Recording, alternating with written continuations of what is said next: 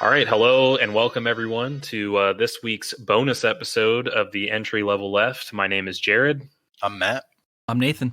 And we felt the need to diversify our podcasting base today, so we brought on another white Bernard brother, Ian Henson. Ian is joining us. How are you, Ian? What's up, guys? I'm good. How are you guys? Awesome. So for our listeners, Ian, can you tell us a little bit about yourself, how you got involved with left politics? What's the skinny? Yeah, totally. So, I grew up in Tampa, Florida. I got involved in leftist politics in around like 2016. I was like flirting with socialisty kind of stuff, just from finding like a random Richard Wolff video on Reddit. And then started calling myself a socialist. But I didn't really start getting involved until the Bernie Sanders campaign in 2016. At that point, I got kind of bummed out that he was just kind of getting crushed by the Dems, the Dem establishment. And so I joined the tiny, like, 4-person sect of Socialist Alternative for like a little while, and read like a bunch of Trotskyist stuff. And then I eventually just left there because it just didn't really exist. And then I joined a little group called the Communist League of Tampa, with this kind of Trotskyist, left comm kind of stuff. They had their hands in the Tampa IWW chapter, and then this really cool thing called the Solidarity Network in Tampa, which was kind of my introduction to actual on the ground stuff. We did like tenant kind of organizing, and if just like little petty kind of wage theft stuff from like local bosses, and we actually won a couple campaigns in that area. We just it just got overpowered. We just didn't have enough people. Yeah. And by the time I was moving to the West Coast, they started doing sex work, like organizing sex workers and stuff, which was really cool. And then out here, I joined the DSA in LA and did some stuff for the Housing and Homelessness Committee. And again, just like tenants organizing. So I've I guess most of my experience ended up being in trying to organize tenants and help them if they're being exploited by their landlords. Right, which is big, like especially with what we're going through right now with Corona, which we'll get into later. Definitely happy to have you on the pod. We're all online friends. We've known each other for quite a while, so we're happy to have Ian on finally. So we wanted to talk about a little bit about where Bernie's campaign stands. I know, especially for myself, after Super Tuesday, I've seen people kind of get demoralized, kind of lose focus on what's going on. And I think it's pertinent that we reset and sort of focus back on where we actually stand. So in terms of Bernie's campaign, which a lot of people are already familiar, but he's transitioned pretty much to kind of like a benefit program for Corona relief. But there's still quite a lot of primary states coming up. In April this month, on the 7th, we have Wisconsin. We have Alaska on the 10th, Wyoming on the 18th, Puerto Rico on the 26th, Ohio on the 28th, so on and so forth. So there are quite a lot of delegates up for grabs still. Although, I'm not sure how you all feel about Bernie, where we're at with that. I know a lot of people are kind of just moving towards like a defeatist sort of stance. But what do y'all think about that? Yeah, I mean, I would say I don't have particularly a defeatist stance, but I mean, I think the chances are pretty grim. I think that his ability to actually win at this point, I don't think is there. I think what this campaign has showed is that if we didn't learn the lesson in 2016, I think people have certainly learned it this time around. And that's that the DNC, the leadership of the Democratic Party, is just fundamentally categorically opposed to any of what Bernie is proposing, and have since built their entire arsenal around now Joe Biden. And because of that, I think, they're going to get their asses handed to them in November. Especially because people like me, I'm not voting. Bernie was the last Democrat I will ever cast my vote for. as far as I'm concerned. Yeah, I mean, I definitely agree with Jared. I would also say like that I think the Democrats are perfectly fine with losing. I think that, what they do, what they feel like they do best at, I think, is just playing opposition party to the Republicans. I think Agreed. that if it comes down to either winning power with Bernie Sanders or staying out of power with Joe Biden, they would honestly probably prefer to stay out of power with Joe Biden because, I think the Trump campaign in a way has been a gift to them, because it allows them to kind of have the stage as the morally, Righteous.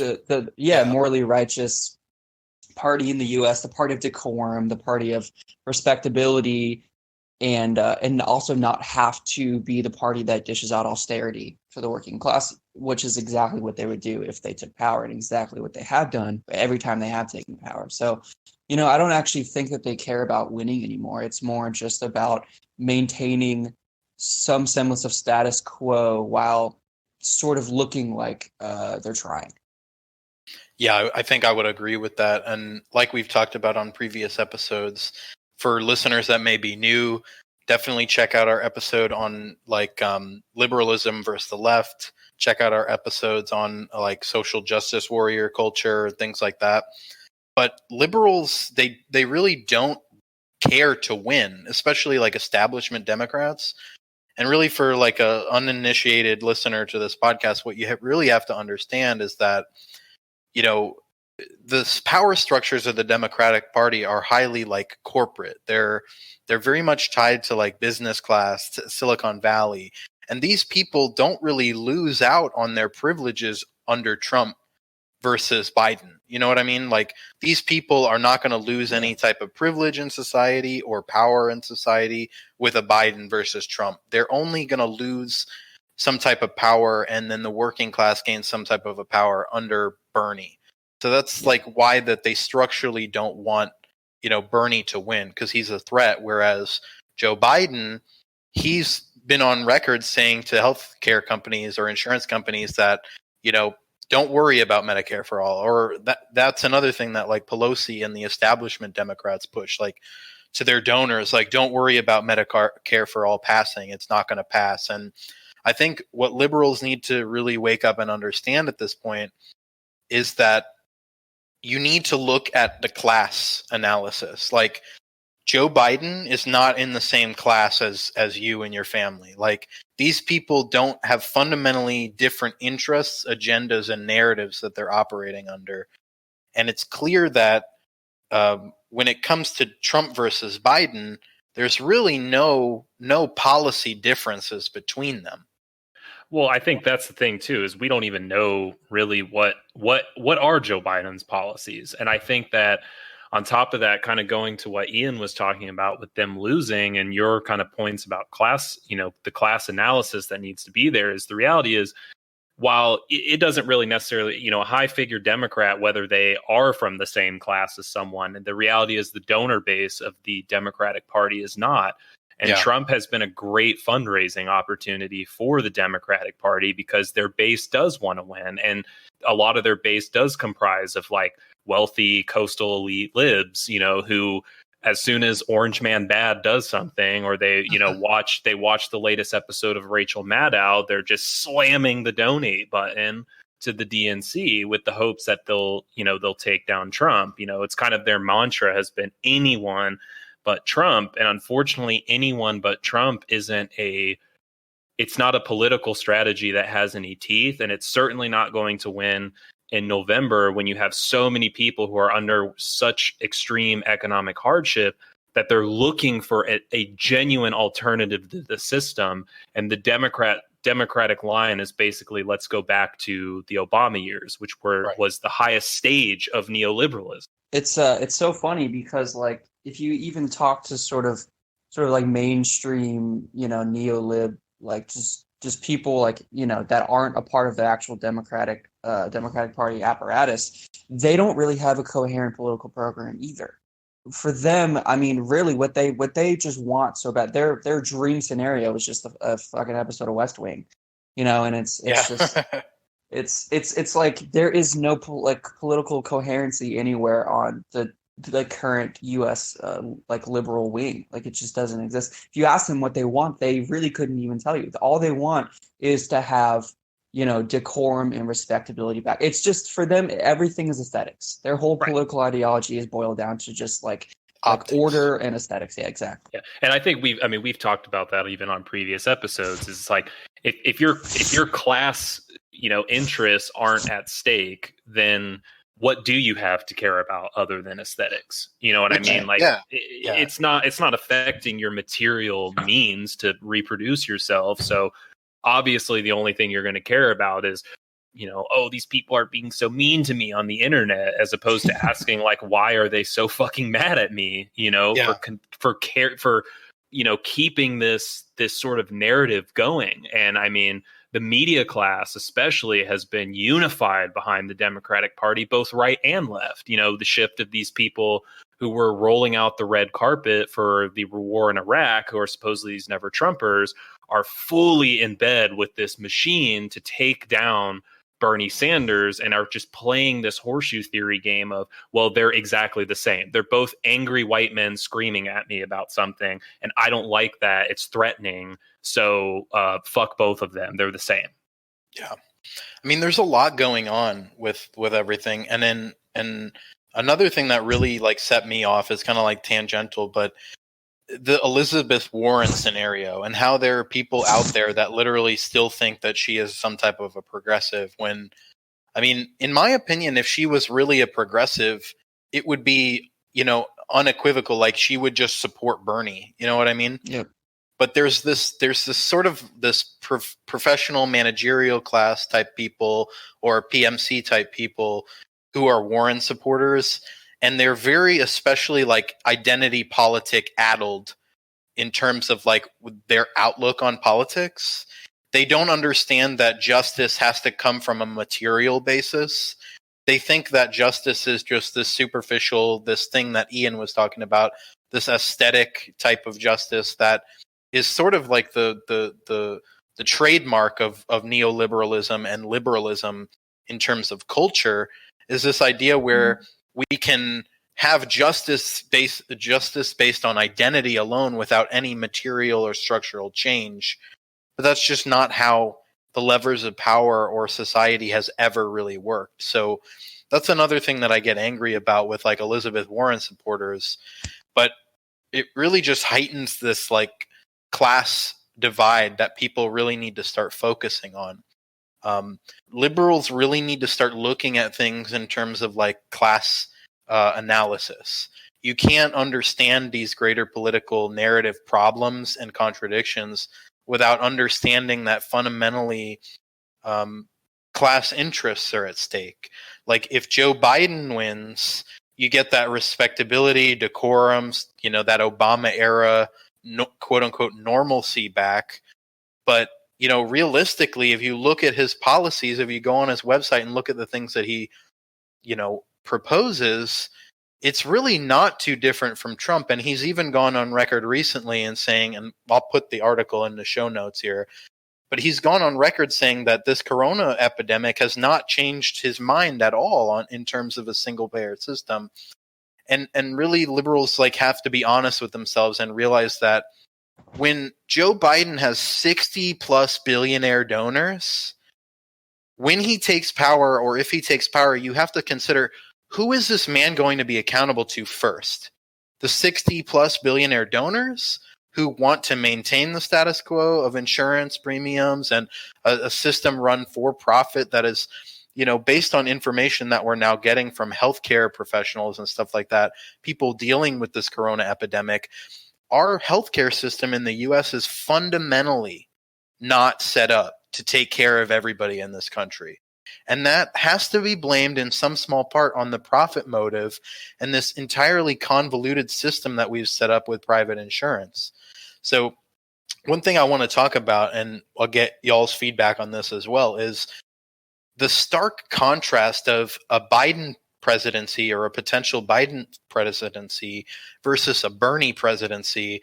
And I think no greater example in terms of the contrast comes with this idea where Bernie has converted his campaign into focusing on coronavirus relief. He raised millions of dollars for charities, whereas Joe Biden is completely like off the airwaves, like he's gone. And then their excuse was that they spent several days trying to get proper equipment into Joe Biden's house, which we've talked about this before personally, but honestly, I think, they're trying to get like a teleprompter set up in his house because the man can't speak.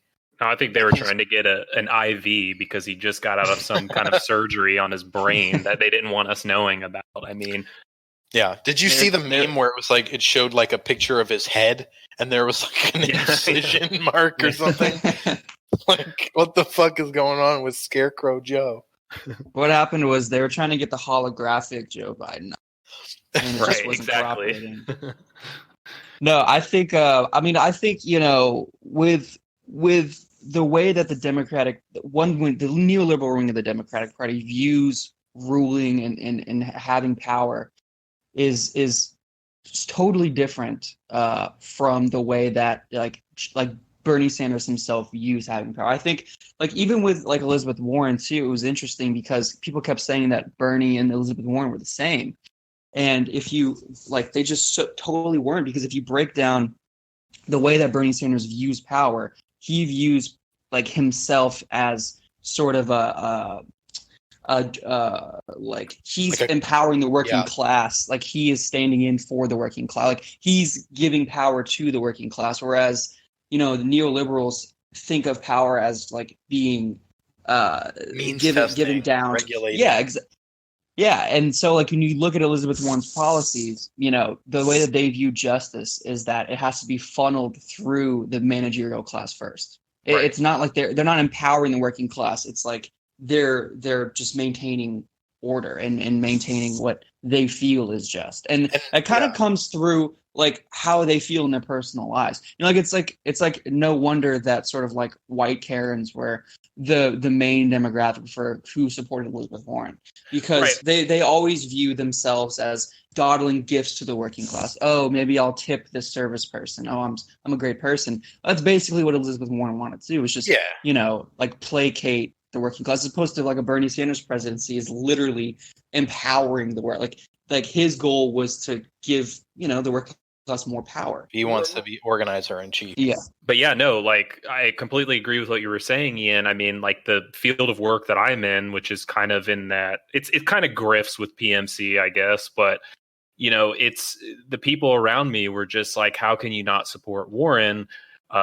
She's everything Bernie is, but she's also a woman. And it was like from the beginning, obviously they don't know the extent of my politics, otherwise I might not work there. But, it was like, they just couldn't believe that I was standing on this line. I was like, hey, look, Bernie has this legacy of fighting for these things. And, I haven't seen that with Warren, although, I'm not going to minimize. She did do some good stuff, primarily when she initially got elected. But it was all very like what was it through? It was through the Consumer Financial Protection Bureau. I mean, that in itself just kind of like screams bureaucracy. And so it was no surprise to me, even though they did do some good work, it's no surprise to me that a lot of the people I worked with were so ardently supportive of her, because I feel like they too, and when we do the work that we do, they a lot of times feel like the common people are like stupid or just not as smart as them, and everything can be fixed with a master plan. And it's like, I've seen you people write, hundreds of pages of policies and it sits on a fucking shelf. It's bureaucracy for bureaucracy's sake. And they're just like, oh, well, I'm a wonk and I love this kind of stuff. It's just so horrible, in my view, at least. I mean, we need less of that in our political system, in my opinion. Like, we need less wonker. We need more real material justice for people that need it. Like, this is just the opposite of what we need. And the problem with the U.S. media narratives and the U.S. like media machine is that it doesn't give proper education to people. There's no elucidation on things like class. Everything about our current system tries to obfuscate class, like with terms like middle class, which ultimately are meaningless if you understand that class is just a relationship to production. Class isn't about your income. It isn't about whether you have some rental properties that you're getting residual income off of, and then you make like $70,000+ a year. It's not about what you make, it's your relationship to production. And because we don't have proper political education, we don't have like a media in the interests of the working class, like people are liable to fall prey to these media narratives where they just live in a completely distorted reality compared to myself and you, Jared, and Ian and Nathan. You know what I mean? Like these people, Right. You have to feel almost pity or sorrow for them sometimes, because if they could just get the right information in front of them, I feel like a lot of these people would not be liberals. Well, I think a lot of the issue too is, your primary alternative network, like your MSNBC, they too are from a class that well, they're not affected by this stuff. So the only reason they could have lost the election was because of Russia. It couldn't have been these, years of just absolutely nothing getting done other than, like you said earlier, Ian, austerity. You get the feeling with like most Democratic campaigns that they'd be completely happy to compromise. Like they're totally cool with just like, if we get half of what we ask for, that'll be okay. It's like universal health care. No, Obamacare expansions. That's perfectly fine.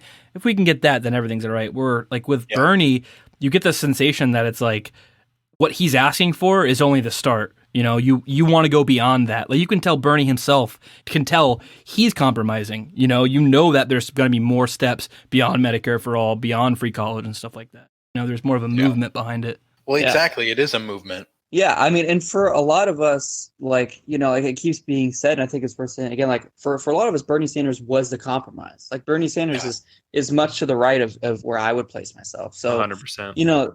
The fact that these people are now outraged that I won't even compromise more and vote for like a Joe Biden, it's like I wasn't going to vote anyway until Bernie Sanders came on the scene. And I wasn't even going to vote for Bernie Sanders again until I saw his policy proposal to make workers sit on the boards of large corporations. Like that was what sold it for me. I was like, okay, that is a real policy. You get the hint that like he wants something more. Like you can see what he's going for. You know what I mean? There's a little bit of socialist dog whistling in his sort of campaign where it's like, he wants to ask for more, and that what he's proposing itself is a compromise, which is just interesting because no other Democrat feels that way. Every other Democrat feels like they're going to propose Medicare for all who want it, but if they get Obamacare expansion, that's totally okay. We'll settle for that. That's totally okay. Yeah, I mean, I think the thing that I respect most about Bernie, like myself being a communist, is just that I see within him just this personal devotion to justice. And regardless of his political affiliation, being a social democrat, I really feel strongly that he cares as much about justice as I do, if not more. You know what I mean? And I think that's what I identify with him most with. You know what I mean? But it's just so clear to me based on like his response to Corona, his response to just like everything that's going on right now, that he is the clear front runner. You know what I mean? In terms of policy. And it just baffles me that we live in a country where the media apparatus and all these narratives are at play, where people can't see past the fact that corporations are literally bombarding you with this messaging, and they've got you in a trap. You know what I mean? They've got people in a trap where they're thinking that the lesser of two evils is what they should go for. And we were just talking about this before we started rolling, but this idea where you poll voters and they're only voting because they know that their candidate's going to win. Like they vote because they want to vote for the winner rather than voting because they feel strongly about a candidate's platform. And I think this feeds into something very dangerous, like this never Trumper, this blue no matter who type of like ideology that people operate under. I mean, I'll say it, and I'll say it clearly, like, grow a fucking spine. If you really think at this point that you should vote blue no matter who, you need to grow a fucking spine. In addition to this, like this language of, vote blue no matter who. And, you were saying, Matt, people are just kind of not totally aware of these things. I mean, most people aren't really political in the United States. I don't think that they're given any kind of apparatus for them to feel like, hey, this is a here's an easy entryway into understanding like the interconnectedness of all these things that are affecting me negatively or positively, like on a day-to-day basis. And on top of that, American politics really is a politics of aesthetics, because there isn't a major policy or structural divide between the Republican Party and the Democratic Party. I mean, they vote unanimously on most everything. It's only the sort of fights they choose to have on camera that we really like hear about. And so if you have if all of the politics boils down to aesthetics, then you have some people who feel like maybe they're more, I don't know, let's say they grew up in a more cosmopolitan environment or something. They're like, oh, well, I support the Democratic Party maybe because they're like cool or friendlier with the gays, versus someone out in rural bumfuck Oklahoma, pulling from a recent show I watched. Like Joe Exotic. That's like all they've known is, like God fearing, blah, blah, blah, whatever. And so they associate the Republican Party with that. That is like 60% of Americans who give a fuck about politics. I would say that's how they develop their who they're going to vote for in an election, and there isn't any apparatus, because why would there be, to provide a structural alternative to any of that. It's always been a politics of aesthetics. Yeah. Well, and it's interesting too, because if you talk to,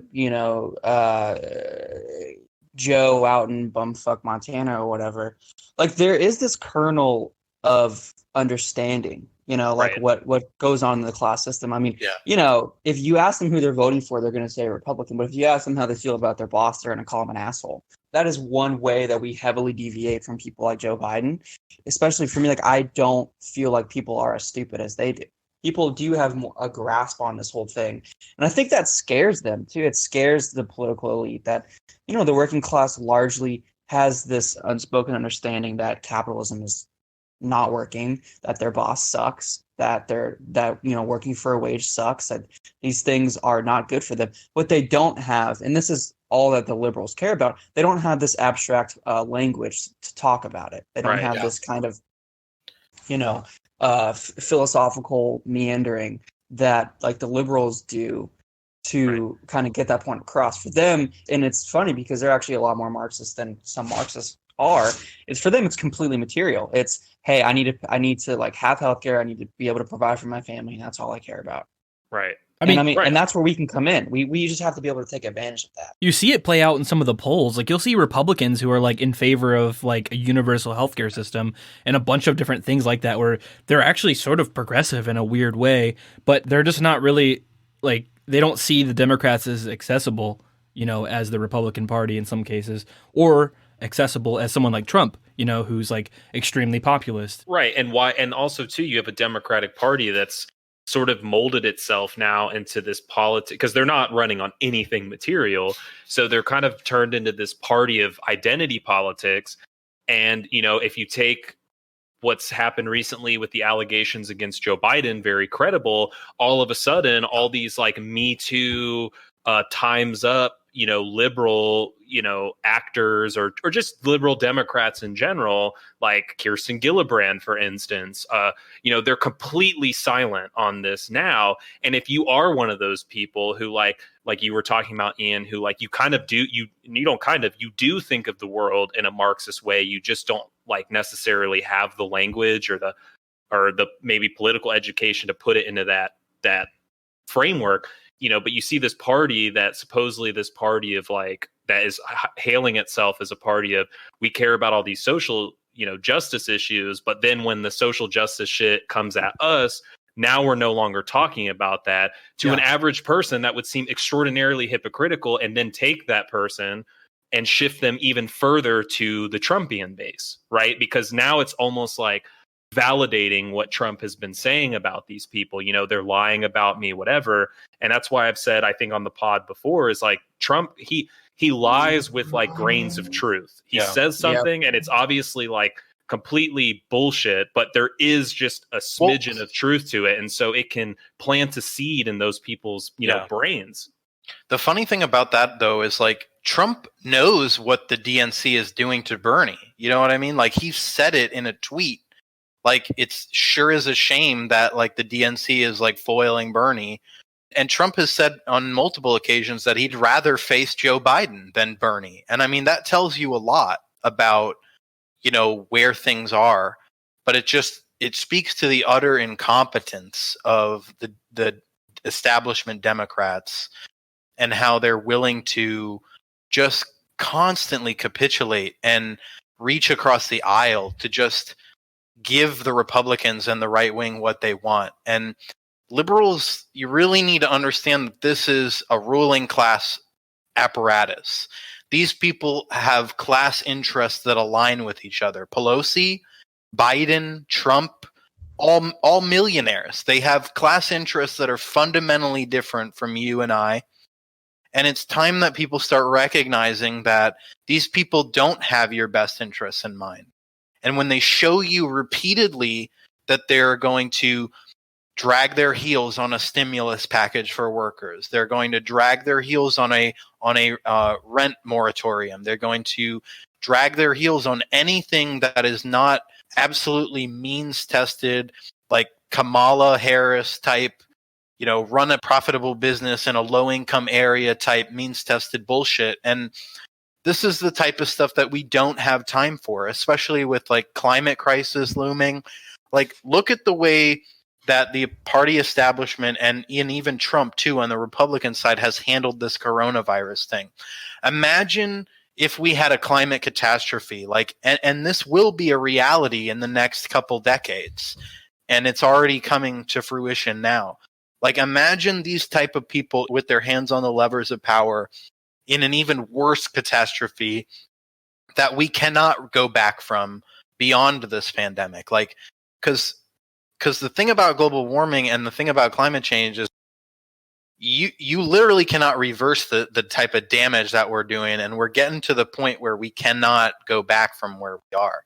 So if this crisis is any indication that the establishment, both Republican and Democrat, is completely unequipped and incompetent, I don't know what else we can do to convince you that these parties don't deserve the right to exist anymore. People are always like, well, what's the alternative to Bernie? Are we going to run AOC in 4 years or 8 years? Because everyone knows Biden's going to fucking lose. And to me, the answer is no. Like, as I've made it very clear, like, I don't care if a Democrat running for the Senate comes up to me and says, Jared, I'm a literal communist. Just vote for me. I'm running as a Democrat. I'm not voting for you. Like, because to me, it's so clear that the Democratic establishment, you can't work within them. We've already seen AOC start to shift more towards the center. There isn't really a means for someone truly on the left to attain power within that structure. And so I'm just not willing to deal with it anymore. And that's why the left really needs to start getting organized around how do we build a workers' party? Does the DSA become the DSP, the Democratic Socialist Party? If so, how do you bring in a coalition to better bring in like other left groups, arouse the mobilization that Bernie had, but around real fighters, real change, something out of the system itself? I mean, I think one thing, and I think, this is something the coronavirus has opened up, something that also I think, as much as we don't want to do it, but taking cues from what did work in the Trump campaign is, I think the working class in general, the masses in general, are just looking for someone that's even going to recognize their pain. Like, that's one thing that Trump continues to hold his base on doing, is by saying, look at these Democrats. They don't care about you. Look at what they're doing. I see. I recognize your pain. They're all corrupt. This whole system is corrupt. But look what I'm going to do for you. Even though he doesn't do anything, everyone is in so much pain that just the mere fact that he recognizes all this corruption and like just greed, that is enough. That's almost enough for them, just because they haven't seen someone do that ever in their lives. Like, just that posture is enough to keep their base. And that's something that, luckily, I mean, like, one thing that we are really good at on the left is criticizing. Like, we're just just really good contrarians. Yeah. And so I think one thing that we should do is fill in the gap of what Bernie didn't do.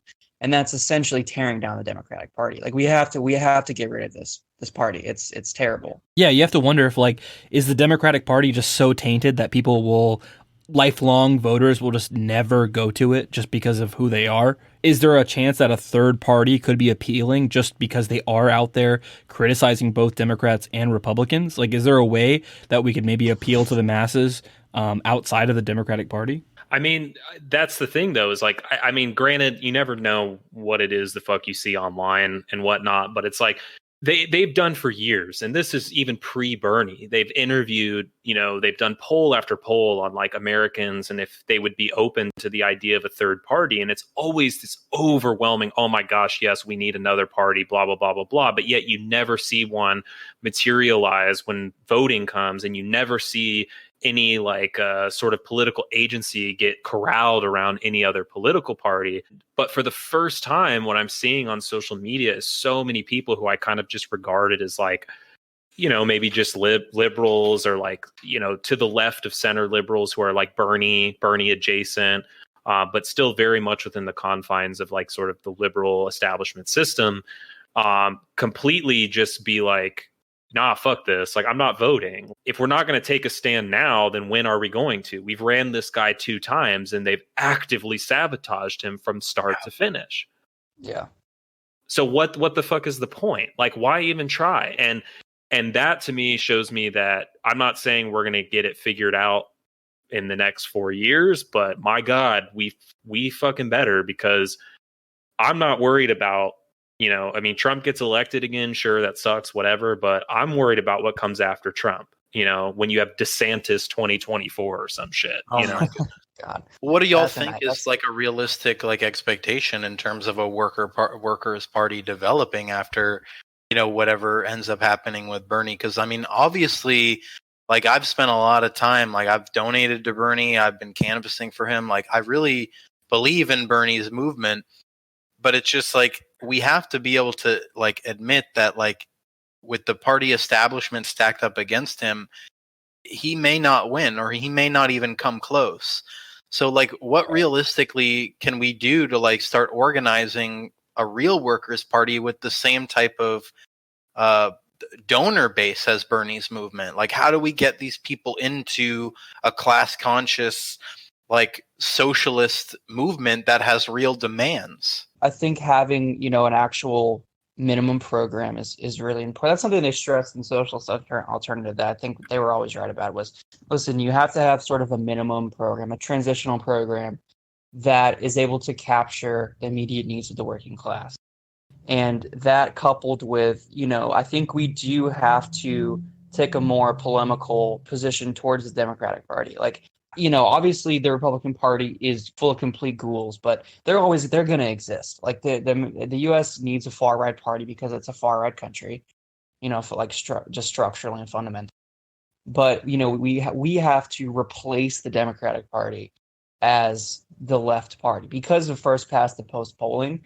I feel like I've kind of come to a conclusion that you really can't win like as a third party candidate, but what you can do is get rid of the Democratic Party and out of sort of the, emergent ashes of that whole thing crumbling down, build a real working class party, a real labor party. The one thing I know you and I have talked about before, Ian, like just over Facebook messages is like, hey, do you support socialized medicine, Medicare for all? Yes. Okay. Do you support like a Green New Deal? Yes. Okay.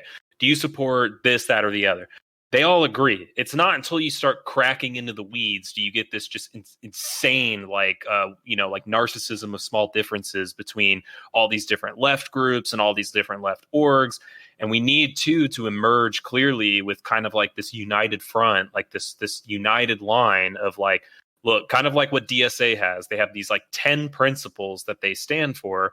Say, okay, we're all going to get behind this. And then look, if you MLs or you anarchists or whatever, you guys want to hash it out, go get drinks afterwards and, fucking throw beer bottles at one another. But like when we're here doing political work, we need to be unified behind this message and do exactly what you said, throwing, Molotov cocktails at the, figuratively for parody, at the Democratic Party establishment, say, hey, like we're not going to play this fucking game anymore. And also too, we really, as cringy as the term has become online, we need kind of this party of the dirtbag left, one that is willing to completely part ways with this just, bullshit neoliberal like appeals to, Twitter wokeness, and is completely in line with a class-based program from start to finish. 100%. And I think, I think a lot of that woke Twitter culture too is an emergent aspect of neoliberal, because what it is it's just sort of cultural means testing. It's like, okay, you are using the correct language and you have the right opinions on this certain group, so now you can have healthcare, and now you can have your college, and you can have food on your table. But you say you make a problematic joke or whatever. No. You deserve your poverty. And I think without, giving into what like liberals would love, which is to be overtly quote unquote class reductionist, we do have to say, no.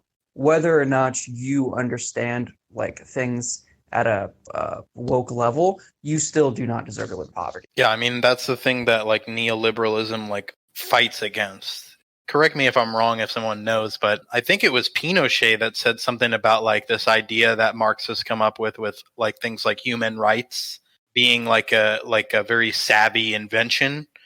But I really do honestly feel like there should be such things as human rights. Obviously, like it's just immoral and unethical to be like having someone go into bankruptcy to fight their cancer with chemo treatments. Like, Right. How do you allow that to exist? Or how do you allow a system to exist where, like, fundamentally, at a fundamental core level, you're not guaranteeing these, like, healthcare or the right to life, liberty, and the pursuit of happiness to people? Like, these things, I think, in my opinion, are compatible with, like, just America, like, and our values as, like, working class people in America. But it's just people need to redirect their anger. Like, we've seen crazy shit happening since this corona outbreak, like anti-Chinese racism and all of this stuff. It's like people need to understand that there are clear levers of power. There are clear class relationships. Yeah.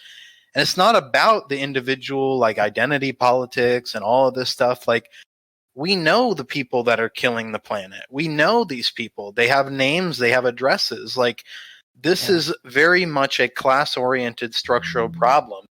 And if you're only going to look at things from an aesthetic or identity based point of view, then you're never going to have your thumb on where the arc of justice is. Right. And it's like, I've said it 100 million times. I'll say it till my turn blue in the face. Doesn't matter if tomorrow Amazon taken over by a trans woman of color, Amazon's still going to be sending their fucking workers to work with COVID-19. You know? Because the board of directors, like, they want profit. Capitalism has certain drives. Why would the identity of the CEO change the capital drives of a corporation? It just it's not feasible. And part of this, like, this harebrained bullshit ideology that neoliberalism imparts onto our culture is these false political ideas of representation and justice. And that's just not where justice comes from. Justice comes from equality and equity and equal distribution or equitable distribution of commodities and necessities. Like, it's always been that way, and it'll always be that way. Right. Yeah, and I mean, you see sort of the irrational, the incoherence of representational politics in, like, just Hillary Clinton's stint as, Secretary of Defense, because, I mean, did she care about women of color when she was bombing them in the Middle East? Like, she didn't. So, there is sort of a dead end of representational politics, whereas it only extends to a certain group of whatever demographic you're talking about, which tends to be like the rich who exist in that demographic. So yeah, definitely. But we talked about it earlier, but I think we should just kind of get into it at this point. With the coronavirus, everyone listening to this, you're probably dealing with quarantine. You're probably dealing with toilet paper and paper towel shortages in the grocery store, and it's very important that people understand what is actually going on with the economy and the stock market. But more so, rather than like anything else, I think it's important from this crisis to understand that because like the gig economy, the service sector, the restaurant industry is primarily hit hardest by this type of stuff because people can't go out. There's low demand. There's tons of supply but low demand, so you're getting layoffs and all that stuff. It's important for people to understand that like the stock market is tanking because people can't work. People can't labor. And what that really highlights is that labor is producing the value in the economy. The CEOs, Jeff Bezos, the quote unquote job creators, these people would not have the wealth that they have if they weren't extracting it day by day from people who are just trying to meet their needs of survival. Like you've got someone working for $11 an hour in a warehouse or $15 an hour in a warehouse. These people are trying to meet their needs of survival, and it's no longer about like whether, you know, you're sad that you can't go to a concert or you're sad that you can't. What this is highlighting is that labor is creating the value in our economy. And I think that in a lot of ways has gone to show people that this libertarian free market ideology, not only is it complete bullshit, but the free market has never really existed, especially in the US.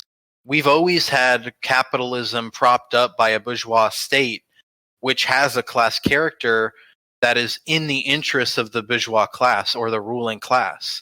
And it's time that people start recognizing them. I absolutely agree. I think, I really love how the coronavirus has, highlighted the mythology of the free market, because when you do look at sort of the initial decline of the stock market in probably late February into mid-March, it was sinking. It was across the board, it was just sinking. And then out of nowhere, you see the federal government come in and start slashing interest rates and setting up these, money mills, and just allowing corporations to draw, as pretty much as much money as they wanted. And then all of a sudden now you start seeing stocks rising. And, everyone in the sort of financial media world would say, oh, wow, look, having a great, the Dow is up, 800 points or whatever. And it's like, right. But if you did have a real free market, right, then like they would still be plummeting, because the rationality of the market would have these companies go under. But you can't have that, because if we did have an actual free market, capitalism would collapse in a year. Well, and that's another thing too, is, we've seen the stock start to go up only because the federal government is, slashing interest rates, pumping trillions of dollars into the economy artificially to try and get, investors happy again and willing to put their money back in the stock market, yada, yada, yada. But again, they're putting trillions of dollars into this, and I don't see any Americans going back to work. I don't see people going out, to the groceries. Well, they still are going to the grocery stores. It's a bad example, but they're not, consuming in their normal ways. But at the end of the day, what I'm getting at is this is not sustainable. Like the stock market might be going up now because they're pumping a bunch of money into it. But if laborers can't labor, and in turn, they don't have the money then from the labor that they're engaging in to go and contribute to the economy, then it's only going to go up so long before it drops off again. That's just the reality of it. Yeah, and I think the class character of the state, even if it could continue to prop up capitalism on quantitative easing and sort of modern monetary based economics, I don't even think politically it could, because that would sort of destroy the whole narrative that we can't fund these social programs, right? We can't have Medicare for all because we can't fund it. When we're starting to kind of see that we've always known it's bullshit, but we're starting to see even more now that that's bullshit. So I think even if economically, right, they could continue to prop up the market for who knows how long with just the printing money, I don't even think politically they could do it, because that would just lay everything to bear. And that would ruin them. money printer go brrr. Right. I think one thing that's pretty like startling about this whole situation was that we saw Republicans coming out and making more sort of like economic populist appeals than Democrats. Like not so much now, but especially when it first started, you had people like Rick Scott, the senator of Florida, Republican, coming out and saying like, hey, the bailouts that we do, they need to be focused on the people, not on the businesses. Even the people coming out originally in favor of like this sort of like UBI-esque like stimulus package where they're going to send money to people was mostly popular with Republicans first, which is sort of like startling in a way where it's like, have the Democrats been outflanked by the Republicans in terms of like economic populism? Like how can we let that happen? Right. Well, because originally the, Chuck Schumers and all that shit were like, oh, well, maybe the Democrat alternative can be micro loans. You know what I mean? Or whatever that shit that libs were obsessed with, that the Grameen Tax Bank credit. and whatnot. It was just absolutely absurd. And I mean, obviously they all came around. And then who you mentioned, like Rick Scott from, the great state of Florida, he is now coming under fire because all of the people in Florida who are trying to get unemployment, and it's an absolutely abysmal nightmare to get through because they intentionally gutted the system because they didn't want people to be getting as much unemployment because they, typical right-wing bullshit narrative that they themselves don't even believe in, but regurgitate that, well, if you give someone a check for too long, then they're just never going to go back to work. I mean, we knew it was just a front. We knew they weren't like actually in favor of working class policies, Right. but at the same time, it's sort of scary because can we bet that the average person knew the difference? I don't think we reliably can, and so that's scary because it's like how many voters are they going to win over just because they acted first? Just because they have the initiative. Yeah, and then on top of that, you have them doubling down now with their anti-Medicare for all stances. Like they're actively going on television to say, no, we're still like against Medicare for all in this pandemic, even though, we have virtually not enough hospital beds because the hospitals didn't find them profitable. So they didn't buy extra because they wanted to have more money for their shareholders. We don't have enough ventilators because of the same reason. And the list just goes on and on and on. It's like all the contradictions of capitalism are heightening to a point where people are finally starting to say, holy shit, what is going on? And I never in my fucking life thought it would be because of a pandemic. Yeah. I mean, you have an unemployment that they're rumoring could be approaching 30% at the peak of this crisis. And you have to wonder, like, if all their health care is tied to their employment, you're going to have 30% of the population realizing, wow, this is a really fucking stupid idea. The idea that we get insurance through our employer, and if you don't, then it's unreasonably expensive or shitty coverage. Like, people are going to start waking up to that pretty quick. Yeah, this is like the compounding of class politics that you see, because quite honestly, like, and, I'll eat my hat if I'm wrong, but I think a lot of those 30% of those people are gig workers, like gig economy, service sector, restaurant sector employees, and most of them are probably Bernie supporters already. You know what I mean? So it's like, it's not the crises that are happening to these PMC Biden supporters. It's the crises that are happening to the working class.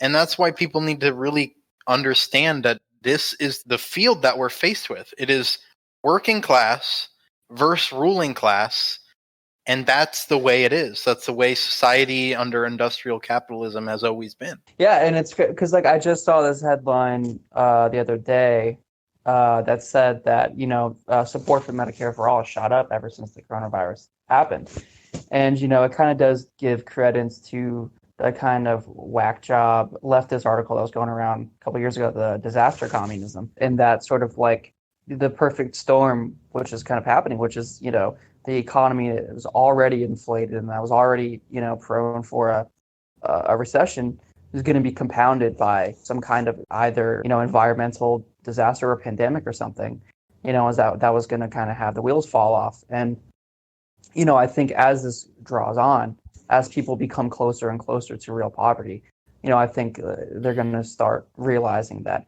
there's something messed up in the system. This isn't just kind of like a Democratic versus Republican issue. It's more structural than that. There seems to be a sort of flat line in terms of like the stock market recovery. Like, honestly, looking at the stock market today and for the last week, it's been pretty consistent. But what's strange is this is the week where they announced that possibly 10 million people are going to be on unemployment this week. So I think you can clearly see the difference between like what the theoretical stock market economy is versus like the actual working class, like, hey, how are we doing as a society sort of economy? There's a clear line between those things, and one can only hope, I'm sure as we all do, that hopefully people wake up to that and realize like, hey, maybe when the upper class is doing so well for themselves and they're quote unquote recovered and we're not, maybe that's sort of like, emblematic of how the system works in general. Right. And to me too, it's like, where are the motherfucking libertarians right now? I don't see a single motherfucker against this $1,200 a month check. Seriously. Right. Because I mean, who would be? Logically, unless they're insulated by the whole crisis. But one thing that could, I will say, make me go like full, like just doomer nihilist is if this shit recovers, say a year from now, and it's like everything still pretty much fucking sucks, and still no one in the United States does anything fundamentally to change it, so that doesn't happen again. Because I kind of see how 2008 happened. You know what I mean? Like people didn't immediately kind of catch on to what was happening. I mean, you did sort of have a reaction to it, which was Occupy Wall Street, but obviously that was disjointed, wasn't super unified.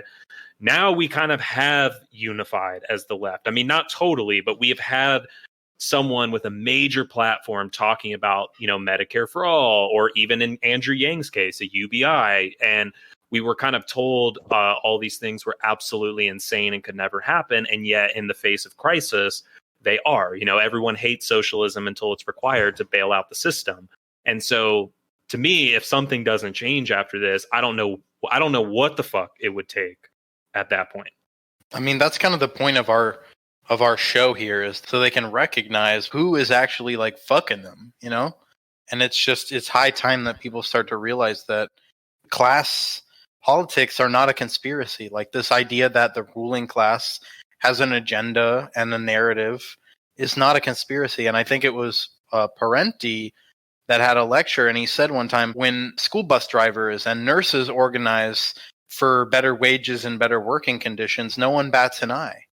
But when the rich people do it, like Bezos and Gates and Warren Buffett and the Koch brothers do it, everybody thinks you're a conspiracy theorist when you say that the rich all have interests that are aligned, and those interests include absolutely bludgeoning and subjugating the working class. Right. So it's like ridiculous that people still think that these things like free markets exist and that these things are voluntary exchanges. Like at this point, if you see a friggin' grocery store employee with no personal protective equipment working for $9 an hour, getting in contact with hundreds of people on a daily basis amid this pandemic, come and fucking tell me that this is a voluntary exchange. I'll wait. Right.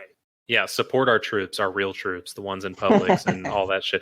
But I mean, no, actually, that's another thing, though, is like, at the end of the day, in many ways, the system is sort of still chugging along. I mean, in the face of this crisis, we have the talk of the United States economy, completely falling out and all these people being unemployed.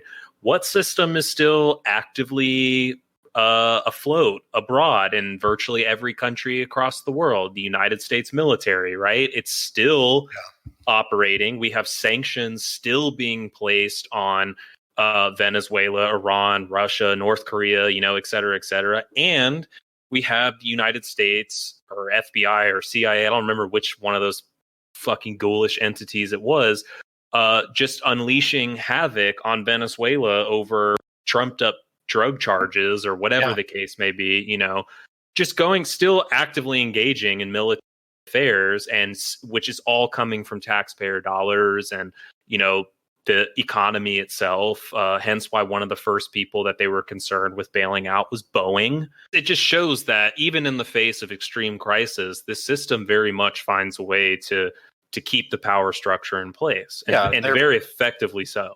Yeah, and they're bailing out cruise ship lines and just absolute unessential bullshit that they're bailing out. And this whole Venezuelan anti-drug operation was totally a move by the Trump administration to distract from the coronavirus crisis at home. And even like Newsweek had an article about it, and I'll post it in the show notes. But it's really just so transparent at this point. All the type of like misdirection. It's really like the managers of capital, like to be a good manager of capital at this point, you really have to be like a David Blaine type, like a sleight of hand type of person, where you just get people to like believe in these like bullshit little breadcrumb stories about Maduro being a drug trafficker and all that stuff. And never mind the fact that we denied like shipments of like medical like equipment and supplies to them amid the coronavirus. Never mind that Iran is like run away with fucking immense amounts of like coronavirus deaths and cases. But these countries are suffering because of U.S. sanctions right now. And not only is it unethical to maintain these sanctions, especially during this crisis, but it's really just like it is an example of just the profound cruelty of the U.S. state, and just it's sickening that even Russia is sending the U.S. Supplies and equipment, and it's sickening that we can't raise these sanctions to make sure people are cared for. It's like we have no solidarity as a species that we allow this to happen. Right. And it's sickening. Yeah. And, unfortunately, like people still eat it up because it's like I shared some article about how, the U.S. was doing some bogus shit in Venezuela. And one of my friends messaged me and was like, okay, but what if it's true? It's still wrong. And it's like, first of all, how am I even supposed to take any of it, to be in any way truthful when I watched one of the major political parties of this country pull what, if it had been done in Venezuela, they would have unleashed a full-scale CIA operation to topple the government. In addition to that, even if it is true, it's like, do you blame them for trying to get some new form of lucrative capital when you have stripped them of all of their resources and have it in some bank account on hold that only fucking, what's his name, Juan Guaido has access to, along with any of your CIA counterparts? Like, it's just absurdity. Like like you said, Matt, just genuine cruelty that the U.S. is willing to like engage in at a time like this. It's just, it's amazing, really. Well, yeah, I mean, that's because the U.S. state doesn't really deal in, morality.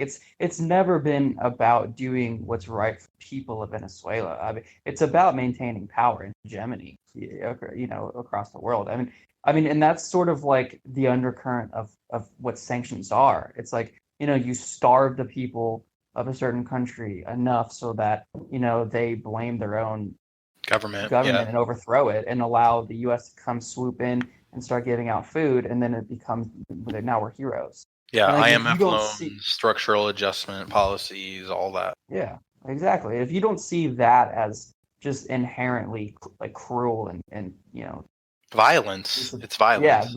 Yeah, literally. I would say it's even honestly in a sense like worse than just going in there with boots on the ground. I mean, and like I have this debate with my roommate sometimes because he thinks that economic sanctions are like a more progressive form of foreign policy. Like, I would much rather just get fucking bombed and starve to death, honestly. Yeah, it's like inhumane, at least with that there's some type of a conflict, but with, the sanctions, it's just like you're starving people. Like, put yourself in the shoes of like Iraqis or Yemenis who like the Saudis have bombed like 43 plus water treatment plants amid this crisis. And it's just, it's absolutely cruel.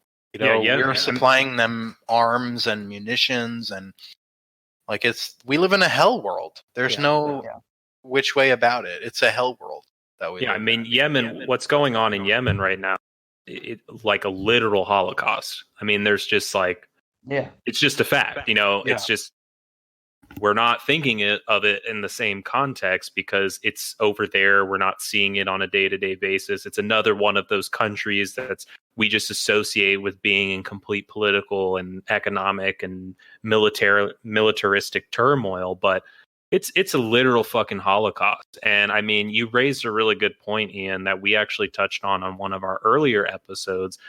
And you said, on our episode, we were talking about socialism versus capitalism. And what you said was, this system doesn't think in terms of morals. And you're absolutely right. It's like, it's about maintaining a particular structure of power with the intent to have dominance on capital and resources globally, because ultimately that is where political power is driven from, is the material. And that's exactly why the system is continuing to operate in the way it is. It doesn't matter whether it's, good or bad or evil or, whatever, any which way in between. It's just about upholding that level of power. And this is why the stock market doesn't react to death toll, right? Because it doesn't really care how many people die. It just, it just cares if production can continue. People can still have access to the commodities that these corporations are offering. I think that's a good takeaway. Like, people need to recognize that the Trump administration has talked about like sacrificing grandma so the line can go up, and it's just it's utter Death cruelty. panels. It's cruelty, and it's like it's so irrational, and it's literally death panels. It's deciding who dies and who doesn't. And I've even faced it at my job and my work. Like, I've had, this past few weeks that we got on a conference call, and the owners of the company basically said, okay, stay home for these next 2 weeks. And then literally, like, this past week, like a few days in, they were trying to get me to go back on site and do like on-site projects for our clients. And I work in IT, and, I work in dental offices a lot too. So it's like, those are not the places that you want to be in when you know that the coronavirus can live up to like, 24 hours in the air. And it's just like, these people don't give a flying fuck about our health. Like, bosses and CEOs and capitalists, they don't care. They do not care about human life, and they will do anything that they can to extract the resources that we produce and the wealth that we produce. But you guys need to hear it here first. Labor is prior to and independent of capital, and labor runs the economy. That's why the stock market is crashing, because people can't work. It's not the CEOs and quote unquote job creators that are giving the economy life. It's the literal people that bag your groceries. It's the people that mop the floors, the people that serve you when you go out to a restaurant. These are the people that make the economy run, not the CEOs. All right, so last section is actually a listener question. This question comes from Allie, who is a subscriber on our Patreon. So we want to first of all thank Allie for listening. We had an episode not too long ago about police unions with my friend Kelsey Duggan on, and we're very appreciative of the time she spent with us. But the question that Allie posed to us would be, what would community policing look like in a more equitable, judicial, socialist society? And my first thought kind of goes to like the Black Panther movement in the 60s and 70s, and community like patrols and things like that. But I'm going to open it up to the group. What do y'all think about what policing would look like under a socialist society? So, yeah, I think, we have to kind of divorce our, what a socialist kind of, community safety patrol would be from the way the modern, the police force in its entire history has operated.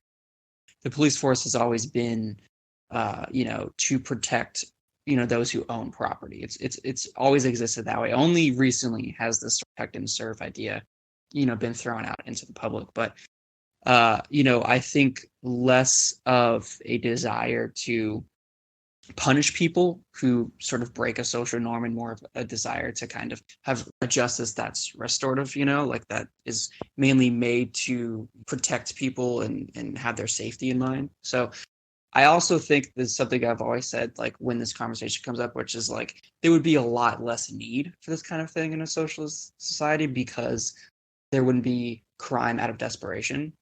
which Yeah. is like where a lot of crime comes from. So, you know, we'd see a lot of scaling back of the need to patrol areas and communities and stuff like that, you know, and just have some kind of community night watch kind of thing. Yeah, just like, call on your neighbor. Depend on your neighbors and your community rather than police or bureaucracy that is really oriented towards protecting capital and capital interests and property. I mean, we've had several episodes, like we had our police union episode previously, but then we had another episode, like an older episode, about the institution of policing in general. And like Ian said, like from the outset, it's always been about protecting capital interests and property.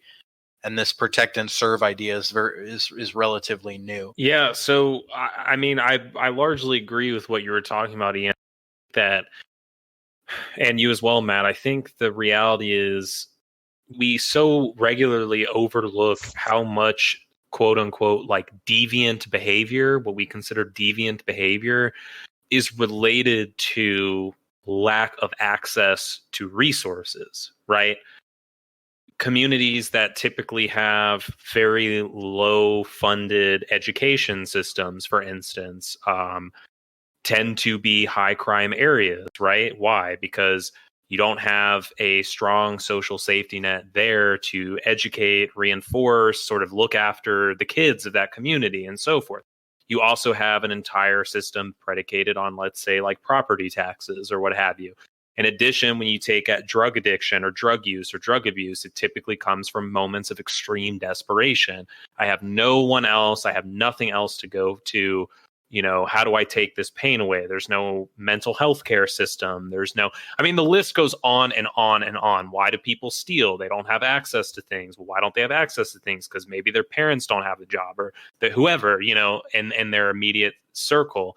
And so I think if you can develop a system that largely addresses those needs, which are always first and foremost material needs, you know, the role of policing as we understand it, I think largely becomes obsolete. I don't think that any notion of it is completely gone and done away with. I mean, like you were saying, there could still be like domestic assault. There's other things that people can have that they do certain behaviors that are, I think, beyond, let's say, the scope of just capitalism or material relations. But I think, you know, some kind of community network or just, you know, heavily democratic structure, I think could enforce that a lot better than a militarized and entrenched police force that's sole purpose is to maintain current class relations. I think you guys all nailed it pretty well. It's just like we need to have a sort of like radical democracy inside of policing itself. We need to be paying attention to like what laws are actually important. Do we need to be enforcing drug laws? You know, even on like a local level, we've seen that you can have an impact just by like decriminalizing weed, you know, and doing things like that can have a pretty, even within our current system, can have a pretty drastic impact on the type of people that are going to jail or the type of crimes that are being committed or being punished, rather. I mean, you see the parallels, and like we've done an episode on uneven development, and we've talked heavily about gentrification and the mechanics of gentrification. But the way I see it is like, in my opinion, like if we were to take away a lot of the problems that cause crimes out of desperation, we would remove the need for a lot of policing entirely. And that's the way I look at things. And that's the way that like I would hope to structure a society to where you would have democratic ownership over like police forces in a given area. I still think that there is a relative amount of bureaucracy that's necessary to enforce things. Yeah. I would just include a democratic element to it. And like we talked about in our previous episode with police unions, oftentimes police unions are organizing so that the police themselves get off scot-free from any type of accountability. And like I think my vision for what a socialist system would include would just be a very highly democratic, accountable police force in general at the core. So with that said, we want to thank everyone for listening to the Entry Level Left and our bonus episode. Ian, is there anything you want to plug? Any music or any personal projects that you're working on? Twitter that people can follow you on, anything like that? Yeah, I mean, you could follow me on Instagram if you want. It's Hinton Music. Yeah, if you need an audio engineer for anything, hit me up because that's what I do when I'm not doing politics. So, yeah, sure. Thanks for having me on, guys. Like, I really appreciate it. It's super fun. I never get to talk about this stuff except for online. So yeah, it was really cool. I had a lot of fun, and I hope I can come back another time. Awesome. Yeah, absolutely. Sure. We'd love that. So, yeah, without further ado, guys, if you want to find us online, we have a link tree. If you go to our Facebook page at Entry Level Left and also on Twitter at Entry Level Left, you can find our link tree. If you go there, you can find links to our PayPal if you want to do a one-time donation. If you want to subscribe to our Patreon and get access to the future exclusive bonus content that we'll do, consider going to our Patreon and subscribing there. Also, if you click on our link tree from our Facebook page, you can find our podcast on Spotify, Apple, Stitcher, Pocket Cast, everything. Anything that we're on, you can find it there. If there's a platform that we're not on that you'd like us on, reach out to us on Facebook or Twitter or whatever and send us a message, and we'll try to get our podcast distributed there as well. We hope that you tune in next time, and stay safe from that corona, guys.